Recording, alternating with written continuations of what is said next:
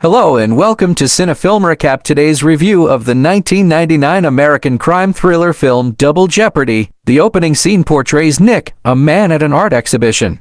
He attracts everyone's attention to himself by saying that he and his team have agreed to raise a considerable amount of money for the Little Fry School. He also introduces the headmistress, Mrs. Rebecca Tingley, who then presents Angela Green, the head of admissions, after which Nick surprised his wife Libby with her extravagant fantasy garden where they will spend their weekend.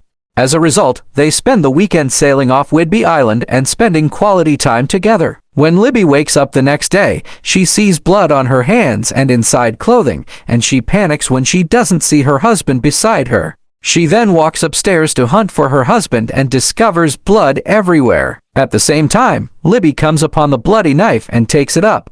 At the same time, the Coast Guard apprehends and returns the police officer known as Cutter, and his team checks the entire area but is unable to identify Nick despite a lengthy search. Libby bursts into tears upon hearing this because the water temperature was exceptionally low that night. After assembling all of the evidence, the authorities recognized Libby as the perpetrator and captured her. In the following scene, she is imprisoned. Bobby, Libby's attorney, arrives at the jail with the devastating news that the judge has denied her bail. He also says that Angela will take care of her son Matty. Libby tells them what might have happened that night. She said she was drunk and sleeping, while Nick tried to cut a tangled line with a knife. She thought he might have hurt himself and tried to wake her up by coming downstairs. Bobby changes the subject and brings up the fact that they have a $2 million life insurance policy, and warns her that the judge could see it as a reason. The next day in court, a lawyer plays a recording of Nick calling for help after being stabbed. The recording was made by Libby's opponent's lawyer, accuses her of killing her husband just to get the life insurance money. After this, Libby asks Angela to take Matt in so he can have a better life, and Angela agrees. She also tells her son to stay with Angela until she comes back. Time goes by, and Angela and Matt come back to see Libby a few times, but then they disappear. After numerous failed attempts to reach Angela, Libby calls Small Fry's school to find out her new address. Libby impersonates Angela to get the info. Libby impersonates Angela and obtains the necessary information. When she discovers Angela's phone number, she immediately calls her and blasts her for relocating to a new location without alerting her. When Nick enters the room, Matt summons him. Libby is shocked to find out that Nick is still alive. She tries again to get in touch with Angela, but fails. The next day, Libby informs the insurance company about Nick and attempts to persuade them that they can get their $2 million back, but the firm isn't ready to trust in her. Libby considers revisiting her case. However, as a prisoner, Libby intends to contact Nick once a lawyer warns her of double jeopardy, which asserts that no one may be tried for the same crime twice, and regain custody of her kid after being freed from jail. She begins to work out every day in order to strengthen herself and her other inmates assist her in this endeavor. Libby gets freed from prison after a few years for good behavior. Libby visits the parole officer to obtain her get-out-of-prison-free card, and she has been prohibited from doing anything bad since then. She is also given a room in an apartment with other ex-convicts. Libby then goes to a library to look up Angela's address on the internet, but she comes up empty-handed in the flat. Ruby is returned to prison by parole officer Lehman, who does not give her a second opportunity. When Libby inquires about the officer, a woman discloses that his wife took all of his possessions, including his daughter. The next day, Libby goes to Small Fry's school and encounters Rebecca to obtain information about Angela. Libby tries very hard to persuade Rebecca to help her find Angela, to give her the address, but Rebecca won't because she thinks it will cause trouble and pain for her son. Libby can't find another way out, so she breaks into the school to get the address. Libby discovers Angela's information at night. Immediately after discovering the information, the police notice Libby and begin to pursue her. Despite her best efforts, she is unable to evade the police. Immediately after she is apprehended by police and turned over to Lehman, Lehman takes her with him in his vehicle, and a few moments later, he parks the car on a yacht before going upstairs for coffee. After Lehman leaves, Libby, handcuffed to the door handle, drives the automobile to break the handle and escape.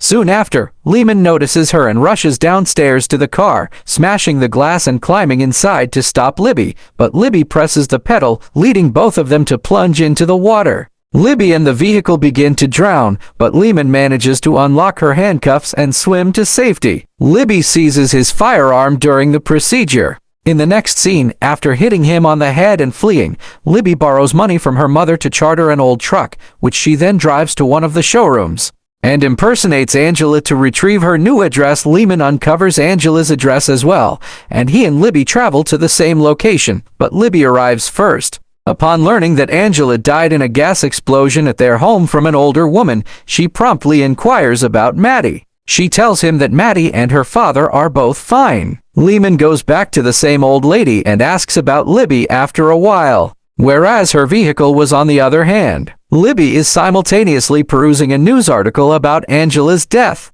When she sees Nick's favorite painting on Angela's photograph, she visits an art gallery and inquires about the painting's vendor. In the meantime, Lehman finds the vehicle described by the elderly woman and enters the art gallery. But before Lehman can catch her, she gets Nick's present address and manages to get out of the place, knowing where Nick is. Upon arriving at the address, which appears to be a large hotel, Libby approaches the customer service desk. When she asks about Nick and Matt, the receptionist tells her he's outside but will be there soon.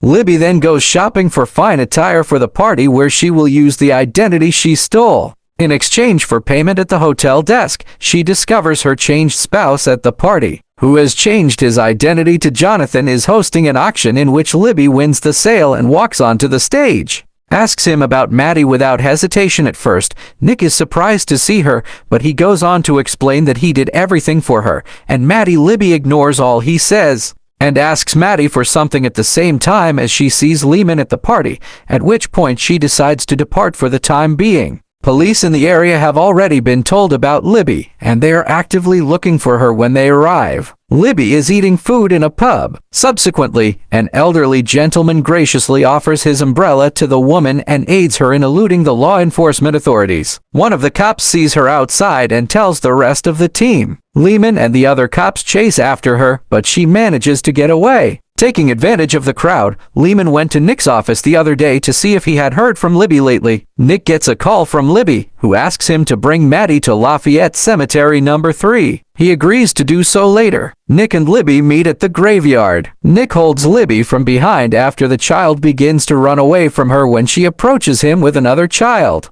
He hits her head against a wall, which knocks her out. He then locks her in a small room, beats the child, and leaves. In a police station, Lehman is skeptical that Jonathan is not Nick, so he contacts his office and requests that Nick's driver's license be mailed to him. On the other hand, the top officer Carl tells him to go back to the office or he will report him. Libby gets back. When she comes back to life and finds herself in a box with a dead body, she does everything she can to get out. But her attempts don't work, so Libby comes up with an idea. She takes the gun out of her pocket and fires it. Libby tries to break the door down after escaping the coffin but is unsuccessful at the lock of the coffin box, allowing her to escape. As a response, she smashes a flower vase through the window, shattering the glass and allowing her to escape. In the following scene, Libby heads towards Nick's house, but Lehman stops her on her route, and when she sees him, she falls into tears and tells him everything. After hearing Libby, Lehman walks into Jonathan's office and requests a few minutes to speak with them. Following this, Lehman presents Nick's driver's license photo, which matches Jonathan's. Nick makes him an offer of $1 million to get rid of everything. Furthermore, Nick informs Lehman that he has buried Libby in order to permanently solve the case, which Lehman notes in his device. Meanwhile, Libby enters the room, pointing the gun at Nick and inquiring about Maddie. Out of dread, he discloses the truth at this time. Libby also wants Nick to suffer in prison like she has. She then reveals the truth. Her plot to frame him for her death. Lehman also claims he'll help her get physical evidence. Nick's automobile had items such as a shovel, her hair, fingerprints, a little blood, and petrol to give the impression that he was burned, and buried her body. As he stated later on the tape, when Lehman and Libby were preparing to leave, Nick takes out his revolver.